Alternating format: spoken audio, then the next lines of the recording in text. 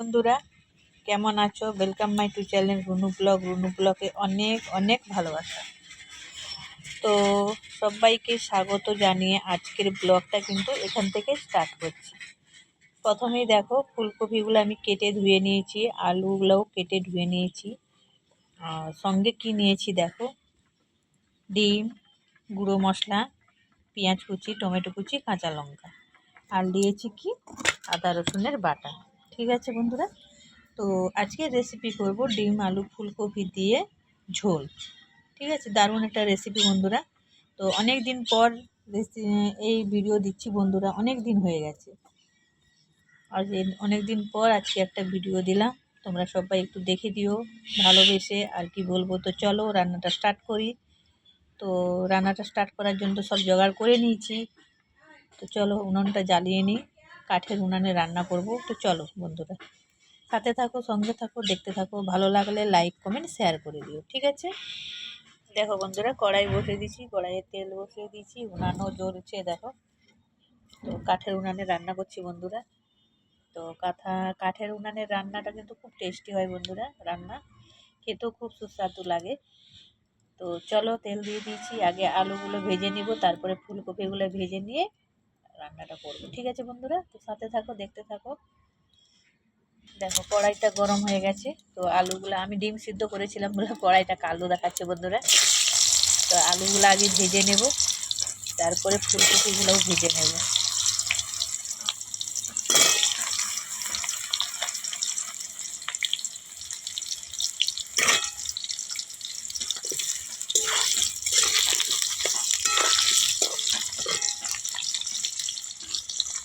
দেখো আলুগুলো ভেজে তুলে নিয়েছি লাল করে। তো ওই তেল বেঁচে আছে, দেখো তেলগুলো ফুলকপিগুলো ভেজে নেব, অল্প অল্প করে দিয়ে ভেজে নেব। দেখো ফুলকপিটাও ভেজে তুলে নিচ্ছি, দেখো ওই তেলে ডিমগুলো ভেজে নিচ্ছি।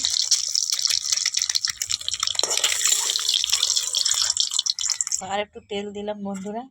তো আজকে আমি সাদা তেলেই রান্না করছি, তোমরা চাইলে সরষের তেলেও রান্না করতে পারো, কিন্তু আমি সাদা তেলেই রান্না করছি। কড়াইটা পুড়ে গেছে ফুলকপি আলুটা ভাজার পর। তো দেখো প্রথমে পেঁয়াজ কুচিগুলো দিয়ে দিলাম, পেঁয়াজ কুচিগুলো লাল হতে দেবো, তারপরে আদা রসুনের বাটাটা দেবো।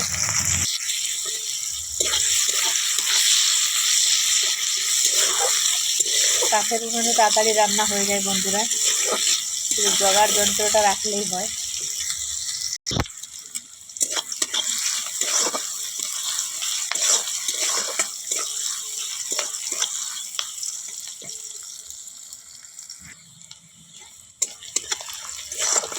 দেখো পেঁয়াজটা হয়ে গেছে ভাজা।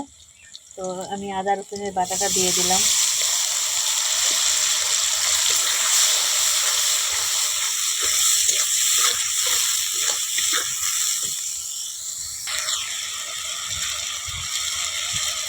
টমেটো কুচিগুলো দিয়ে দিলাম বন্ধুরা।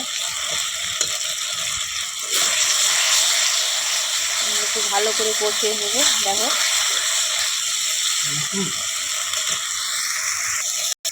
গাড়িটা ঠিক আছে।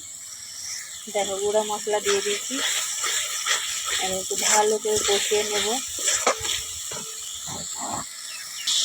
জল দিলাম, কষিয়ে দেবো, ভালো করে কষিয়ে নেব। দেখো মশলাটা কষানো হয়ে গেছে বন্ধুরা, এবারে ফুলকপি আলু সব দিয়ে দেবো।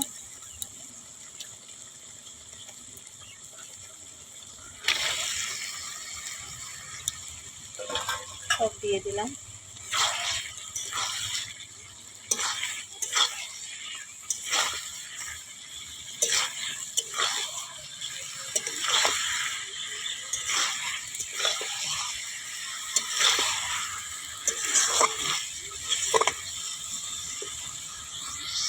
দেখো বন্ধুরা কষানো পুরো হয়ে গেছে, ওগুলো একটু জল দিব।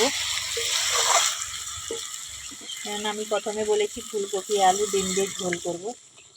তো জল দিয়ে দিলাম। সব কিন্তু সিদ্ধ হয়ে গেছে, ডিমও সিদ্ধ হয়ে গেছে, আলুও সিদ্ধ হয়ে গেছে, সব সিদ্ধ হয়ে গেছে। শুধু ঝোলটা ফুটলে নামিয়ে নেব গরম মশলা দিয়ে। দেখো বন্ধুরা, কালারটা দেখো কত সুন্দর হয়েছে না?